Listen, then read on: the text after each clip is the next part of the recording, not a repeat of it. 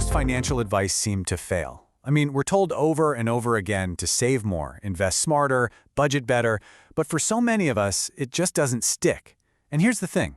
It's not because the advice itself is bad.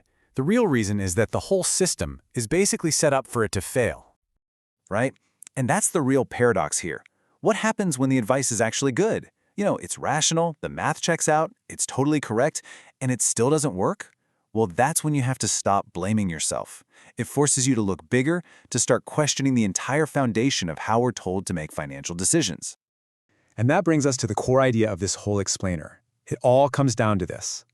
Most financial advice fails because it's delivered at the wrong layer of the system.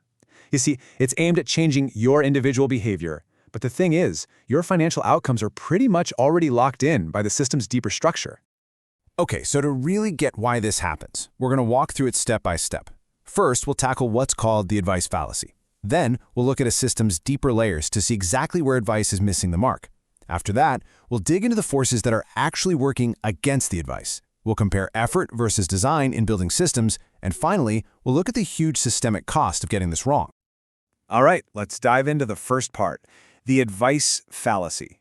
This really gets at that huge gap between knowing what you're supposed to do and then actually doing it. It's a gap that a piece of advice, all by itself, simply can't cross. This whole multi-billion-dollar advice industry, it's really built on one single and frankly flawed assumption, that the problem is you just don't know enough. The fix seems so simple, right? Just give people the right information and voila, their behavior changes. But that model completely, totally ignores the powerful context surrounding every single decision we make. So if this assumption is so flawed, why does it stick around? Well, there are a few key reasons. For one, advice is super cheap to produce and spread. Also, it feels actionable, right? It gives you this little hit of control, even if it's temporary. And maybe most importantly, it very conveniently shifts all the responsibility away from a broken system and puts it right back on you, the individual. But here's the hard reality. Just knowing something isn't enough to overcome the real-world constraints you're up against. Your behavior can't consistently win against the pressure of the system.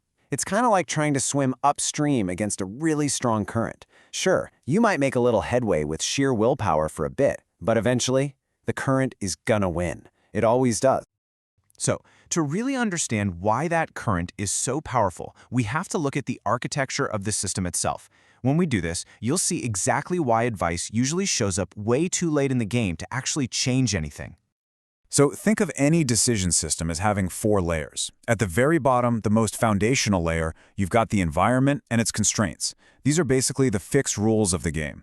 A step up from that, you have the defaults and incentives that kind of nudge our choices without us even realizing it. Then there's the decision load and timing, basically how many choices we have to make and when. And then, only at the very top, at the most surface level, do you get to behavior and execution. And guess where advice targets? Right there at the top. And that's exactly why it so often fails. So here's the key takeaway from that. Advice is what we'd call a downstream intervention. All those deeper, more powerful layers, the environment, the defaults, the incentives, they've already done the heavy lifting. They've already carved out the path of least resistance. By the time that piece of advice gets to you, your likely outcome has already been pretty much decided by the structure of the system. Okay, so now let's get specific and look at the forces that are actually operating in these deeper layers. Think of these as the invisible structures that are actively working against you, practically guaranteeing that even the best advice is doomed before you even get a chance to use it. The first major force is what's called incentive misalignment. This is what happens when the immediate payoff for making a bad choice is just so much stronger than the far-off, kind of abstract reward for making a good one. I mean, think about it. You get that instant dopamine hit from buying something new right now versus the very fuzzy, decades-away idea of a comfortable retirement. Of course, the present is going to feel more real. And this highlights something really important. When your incentives are all out of whack like this, ignoring long-term advice isn't irrational at all. It's actually a perfectly logical response to the environment you're in. Advice can't magically change that incentive structure, so it's got no real power to change the behavior that follows. All right, the second big force is cognitive load. Basically, our brains only have so much bandwidth for making hard decisions. When you're just flooded with too many choices, your decision-making ability kind of shuts down. Just think about trying to pick a health insurance plan or figure out your 401k investments. You're hit with dozens of options, tons of jargon. What do most people do? They don't make the best choice, they make the easiest one, or they just give up and make no choice at all. And here's the crazy part. Advice is supposed to make things simpler, but what does it often do? It just adds another item to your already packed mental to-do list. Now, on top of everything else you're juggling, you're also supposed to research, fully understand, and then flawlessly execute some new financial strategy. It actually increases the burden instead of lightening it. And that brings us to the third and final force, delayed feedback. Look, we learn best when we see clear, immediate consequences for our actions. But with personal finance, the feedback loops can take an entire lifetime to play out. You know, that good feeling from saving an extra dollar today, you might not actually feel the benefit of that for decades. The impact of this is huge. When you don't get that timely feedback, good decisions don't really feel rewarding, and bad decisions don't really feel like a punishment. It makes it almost impossible to learn from your own experience. So the advice you get is just left floating in a vacuum, with no connection to the real-world reinforcement that would actually make it stick. So all of this really leads to a fundamental choice in how we approach these kinds of problems. Are we going to keep building systems that demand constant, heroic effort from every single person? Or are we going to design systems that make the right choice the easy choice, maybe even the automatic one? Let's just put these two approaches side by side. On one hand, you have advice-based systems.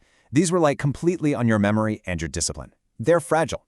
They fail exactly when you're under stress, and they tend to just fall apart over time. On the other hand, you have structure-based systems. These are built to be robust. They work by reducing the number of decisions you have to make, by aligning your incentives, and by absorbing the messiness of real life. And that really is the heart of it. One approach depends entirely on effort. The other depends on design. Are we trying to fix people by just demanding more from them? Or should we be trying to fix the system by designing it so that success becomes the path of least resistance? You see, choosing effort over design isn't just about an individual failing to follow advice. When an entire society builds its whole financial architecture on this flawed model, well, the consequences are massive, and they affect everybody. So what happens when advice fails systematically on a huge scale? First, inequality gets wider because the people who already have access to better systems just pull further and further ahead. Then, trust in our financial institutions starts to crumble because the whole game just feels rigged. And what's the typical response? The system just throws more complexity, more products, and, yep, more advice at the problem, which only makes the original issue worse. So the ultimate takeaway here is pretty clear. The solution is not more advice. It's kind of like giving a driver with a broken down car a better map. The map isn't the problem, right? The problem is the machine. The only real, lasting solution is to redesign the underlying system itself. We need to engineer environments where financial well-being is the default outcome, not the rare exception that requires heroic effort. This channel explains money, artificial intelligence, and decision-making as interconnected systems. No hype, no gurus, no personal branding. New videos weekly.